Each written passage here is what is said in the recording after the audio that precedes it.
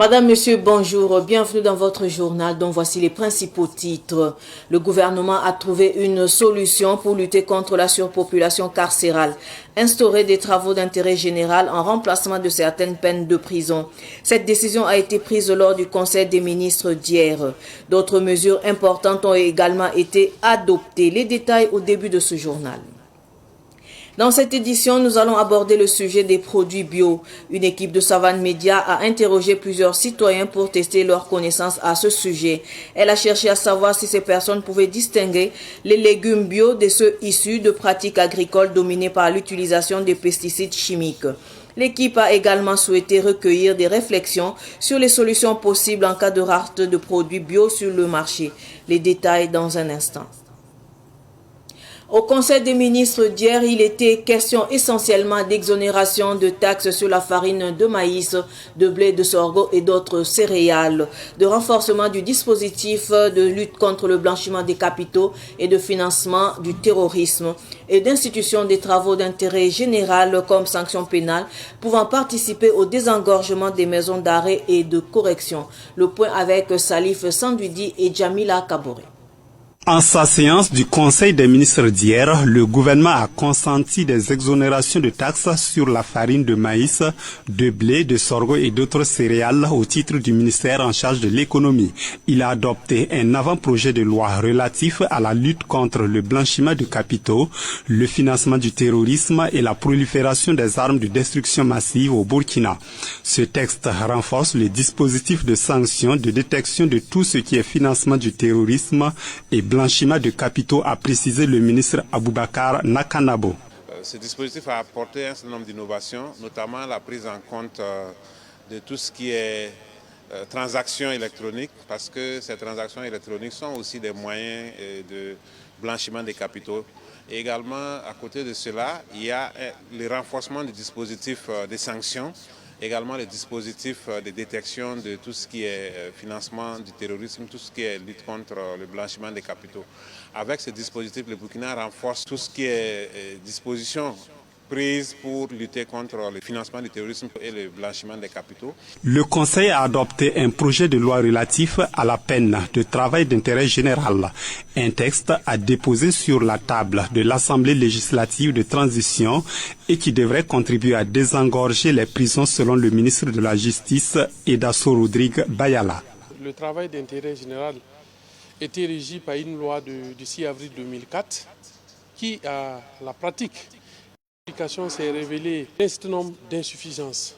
Pour relever ces difficultés et permettre au travail d'intérêt général d'être une réalité, il a été nécessaire de la relier. Les réformes qui sont entreprises visent à permettre d'avoir une justice crédible, accessible, qui réponde aux attentes de nos populations. Et effectivement, on ne peut pas faire de réformes qui répondent à cet objectif et laisser de côté le surpeuplement carcéral. Et comme vous le savez, les prisons sont aujourd'hui pleines de personnes condamnées pour X raisons. Donc pour résoudre ce problème, il était nécessaire de s'attaquer à l'origine de cette surpopulation carcérale. Cette surpopulation carcérale se retrouve au niveau de nos prisons parce que des peines de condamnation sont prononcées.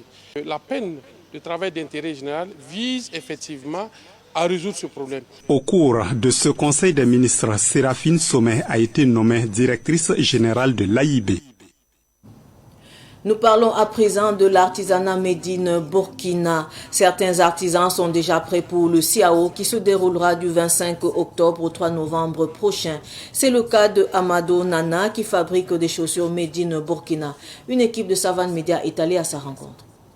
Fabriquer une chaussure made in Burkina n'a plus de secret pour Amado Nana. Après l'ouverture de son atelier en 2014 et plusieurs années de formation au village artisanal de Ouagadougou et dans d'autres pays, il s'est lancé dans la fabrication des chaussures locales qui n'ont rien à envier aux chaussures importées. Moi, j'ai appris ça au village artisanal de Ouagadougou ici, travaillé au Sénégal aussi. J'ai eu à travailler dans d'autres pays. Comme à Istanbul, j'ai parti faire des formations là-bas. J'ai fait une formation au Maroc aussi. On produit avec plein d'articles. Il y a le pot, il y a les tissus, il y a nos tissus locaux, comme les pains tissés. Moi-même à la base, je suis tisserand aussi. Donc on utilise les pains tissés, les cocodona, les bouglans. On utilise le pot artisanal, le pot de kaya, qu'on retransforme à Ouaga ici, mettre les couleurs comme on veut et puis travailler. Et il y a le pot industriel aussi, qu'on fait venir du Maroc et de l'Italie. Amadou Nana emploie 6 personnes. Une équipe qui lui permet de fabriquer presque tous les modèles de chaussures. D'abord, c'est quel matériel vous voulez utiliser, la peau ou bien les tissus. Donc d'abord, vous allez faire les traçages, des tiges. Après, il faut faire la préparation. Après la préparation, il y a la montage qui est là. Après la montage, c'est finition. Pour produire, c'est des étapes. Ça veut dire, à partir d'aujourd'hui, vous pouvez commencer à faire des traçages. Demain, pour joindre les traces. Et après, demain, vous allez poncer les semelles, couper les semelles et puis faire le ponçage. Et après, faire les finitions et les montages aussi. Avec sa marque Anatex, Amadou Nana arrive à écouler facilement ses marchandises. Les produits que nous faisons n'ont pas de différence comme ce qu'on envoie. Donc, on n'a pas de problème à vendre. À chaque fois, tous nos produits qui sont sortis, on les vend comme des petits pains. On a des gens aussi qui viennent payer pour aller revendre chez eux. On exporte aussi. On exporte au Gabon, au Cameroun, et à la Côte d'Ivoire aussi, et puis le Sénégal. Au Burkina ici, j'ai des boutiques qui sont là. C'est moi qui produis pour eux. Je produis, ils viennent prendre pour aller revendre. Il y a d'autres qui ont créé leur marque. Tu amènes ta marque et nous on produit à ta marque. Tu viens chercher pour aller vendre. Dans sa boutique Espadrille Soap, il vend des produits qu'il fabrique à côté des produits importés. Pour le Salon international de l'artisanat de Ouagadougou qui s'annonce, Amadou Nana dit être prêt à 95%. Moi, je prépare le CIAO 2024. Il y a un an que j'ai pris pour faire la préparation de ce CIAO. Donc, je veux me déplacer avec un atelier complet pour le CIAO de cette année 2023. Et vous aurez des chaussures made in Burkina, des espadrilles de toutes marques, toutes modèles. Il y a les Lacoste qui seront fabriqués sur place là-bas pour vous.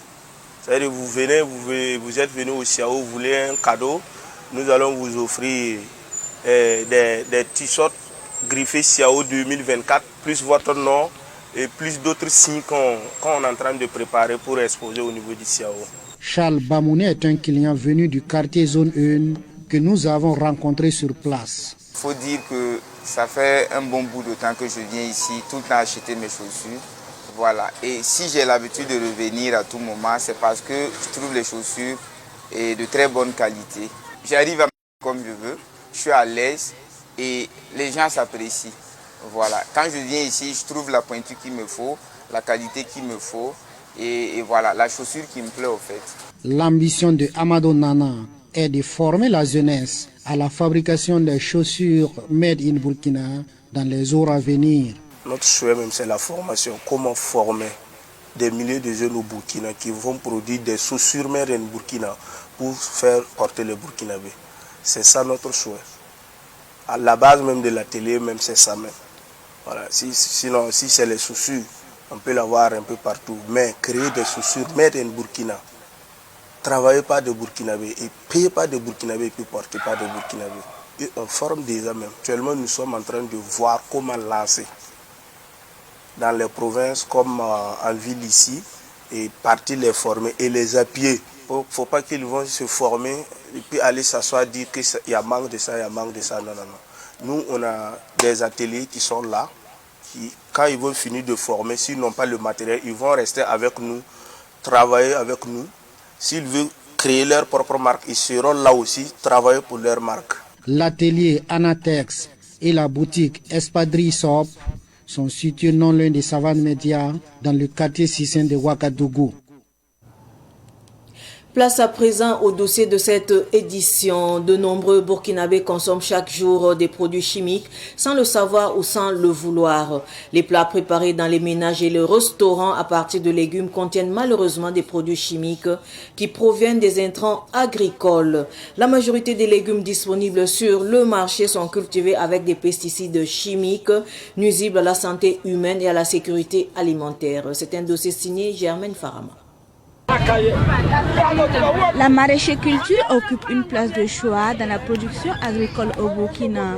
Tous les jours, les menus et les plats sont bondés de légumes issus de cette maraîchère-culture. Tomates par-ci, concombres et choux par-là, mais bien souvent avec un goût amer de pesticides chimiques. Ces produits chimiques sous forme d'engrais et de pesticides sont utilisés par les maraîchers-culteurs pour réduire la pénibilité du travail et pour accroître les rendements. Pour les clients, ces producteurs ne prennent pas toujours la mesure du danger. Sans vous mentir, je ne sais pas faire la différence. Moi, je paye juste en fait.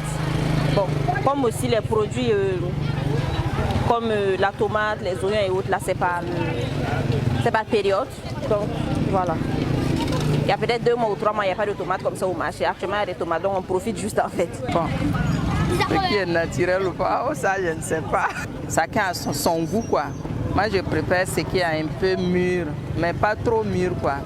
Si c'est pour préparer, tu sais ce qui est bien mûr. Mais si c'est pour la salade, ce qui est mûr mais qui est un peu dur.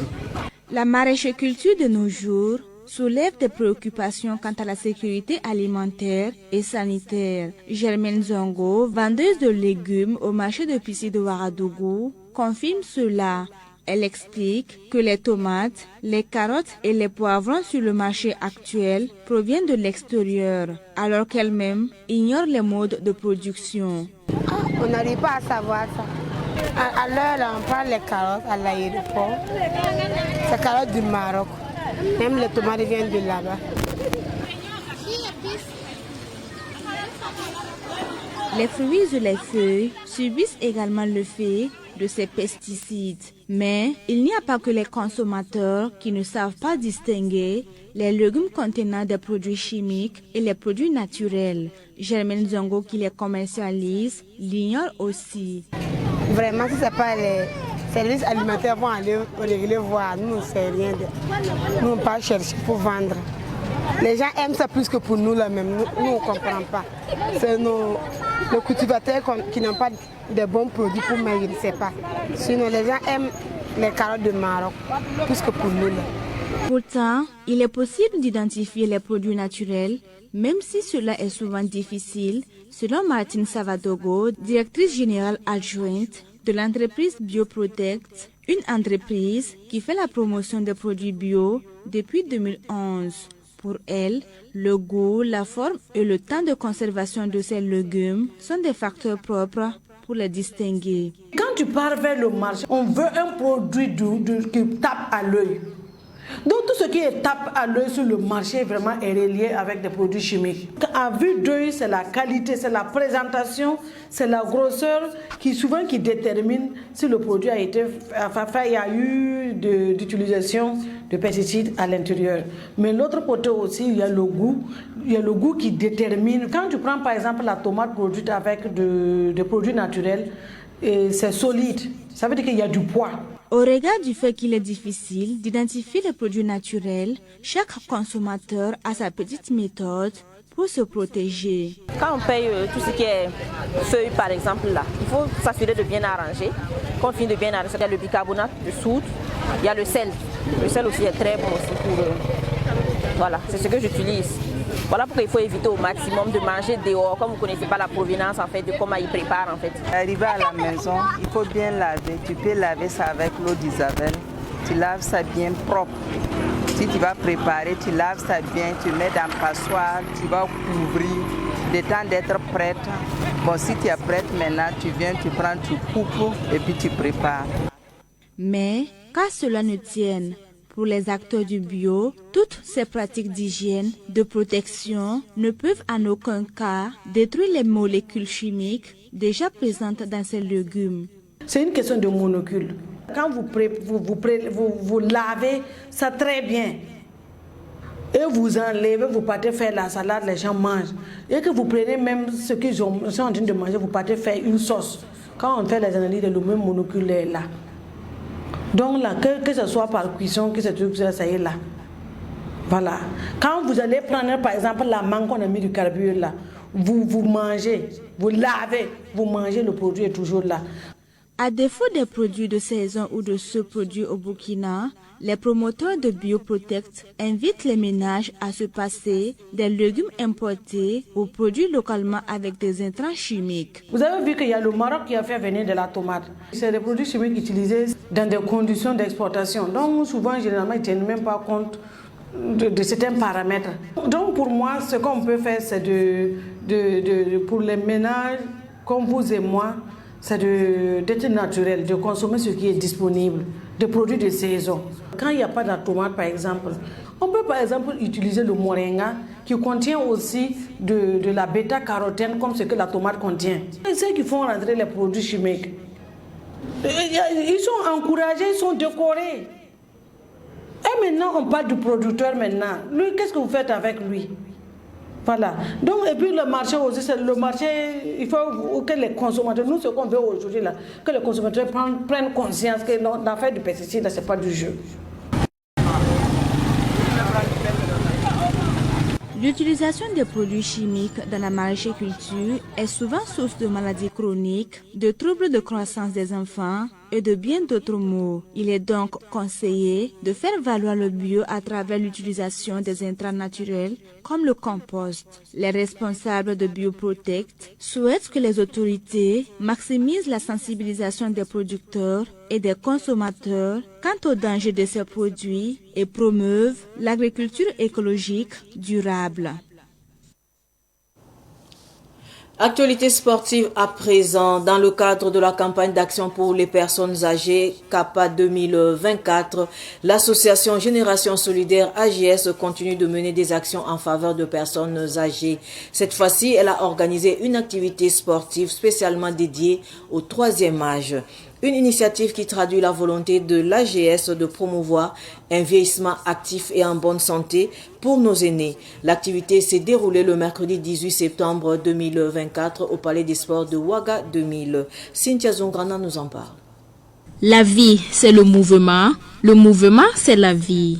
Tel est le slogan de l'association Génération Solidaire AGS pour sa campagne de promotion des activités physiques sportives pour les personnes âgées. Cet événement permet de promouvoir la santé et le bien-être des aînés en les encourageant à rester actifs. Vous savez, l'OMS dit que le sport est un médicament pour tout le monde et en particulier pour les personnes âgées. Donc c'est la santé sans ordonnance et ça ne coûte pas cher. On peut le faire chez soi. Vous avez vu, nous avons tenu à montrer qu'on peut être en sueur en étant assis et faire valablement du sport. Et nous nous sommes dit pourquoi ne pas amener ceux qui se retirent parce qu'ils sont à la retraite ou parce que l'âge est là, ils se retirent. Or on dit, tiens, ne pas être mobile, c'est prendre le risque d'être immobile. Et après, soit de vivre des années, mais dans la maladie, couché, sans pouvoir bouger, soit c'est mourir précocement. C'est pourquoi nous invitons tous ceux qui aiment leurs parents âgés.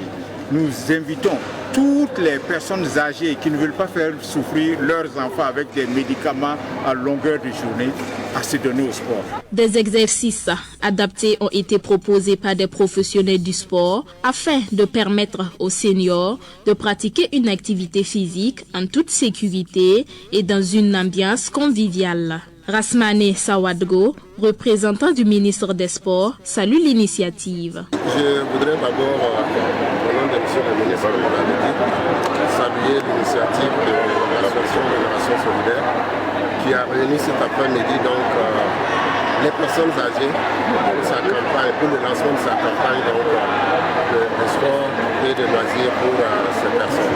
C'est très important, la pratique mais régulière des activités physiques pour les personnes âgées. Et comme on l'a dit, nous sommes tous de potentielles personnes âgées. Donc ce qui intéresse les personnes âgées nous intéresse et aussi intéresse les moins âgés. C'est pour dire que nous sommes tous concernés et le ministère va toujours soutenir toutes les actions des associations Ici, il s'agit de l'association Génération Solidaire pour de telles initiatives. Cette campagne de promotion des activités sportives pour les personnes âgées s'inscrit dans la continuité des actions de l'AGS pour soutenir et valoriser les personnes âgées lancées le 7 septembre dernier. Les actions de la CAPA 2024 se poursuivent jusqu'en décembre prochain. Les finalistes du championnat national de basketball hommes saison 2023-2024 sont désormais connus. En première demi-finale, le champion en titre AOA a battu l'AS Sonabi avec un score de 49 points à 45. Quant à la deuxième demi-finale, l'USFA a pris le dessus sur l'AS Gob en s'imposant 70 points à 55. La finale opposera demain à la salle des arts martiaux du CENOSB l'AOA à l'USFA. Avant de clore ce journal, après 3 mois d'activité, le centre de formation de football Rabiomar FC a bouclé le dimanche dernier la 7e édition de son camp vacances. C'était à Cambouensin dans l'arrondissement 9 de Ouagadougou. Suivons la clôture des activités de ces camps avec Ruben Wilson Kodjo.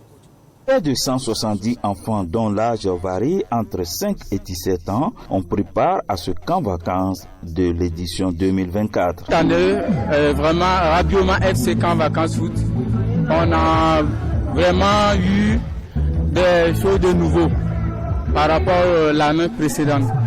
Bon, parce que vu cette année, on a eu pas mal de joueurs et aussi l'évolution sur les tactiques et surtout sur le plan du terrain par rapport à nos joueurs. Comme tous les autres campeurs, Fatimatou Nana rêve de devenir une grande joueuse. J'ai appris de faire jonglage, conduire le ballon. J'aimerais devenir une joueuse du Burkina Faso. Rabioma FC est un centre de formation créé en 2018 avec au départ une dizaine d'enfants. Le centre Rabioma FC, il s'agit de les noms de nos parents. Puisque le père à son âme, mon papa aimait le football. Nous tous, on a joué le football. Voilà, c'est ce qui nous a poussé à former les enfants. Voilà pourquoi on a choisi d'imiter le nom du colonel qui a créé son centre-là, Salitas FC. Donc c'est Rabi et Omar. Nous voulons que la Fédération burkinabé de football ou bien le ministère partent à bas pour voir ces genres de centres de formation qui œuvrent au développement des enfants. Abdoul Wahab Sawadogo, parrain de cette édition, est émerveillé par la clarté dans les gestes techniques de ses enfants. Voilà pourquoi il s'engage à toujours accompagner ce projet. Le football est un facteur qui unit. Alors que dans cette période critique que notre pays traverse là, nous avons plus besoin d'union. Voilà, là où les politiciens ont échoué, là où le dialogue a échoué, le football réussit à coup sûr. Voilà pourquoi j'ai bien voulu accompagner Rabioma FC. Si nous avons longue vie, si à la santé, à la prospérité, si tout va bien, on est encore prêt à accompagner. C'est un match de football entre les anciens et les nouveaux du centre que la cérémonie a pris fin pour le bonheur des enfants. Ainsi s'achève ce journal. Merci de rester fidèle au programme de Savane TV. Au revoir.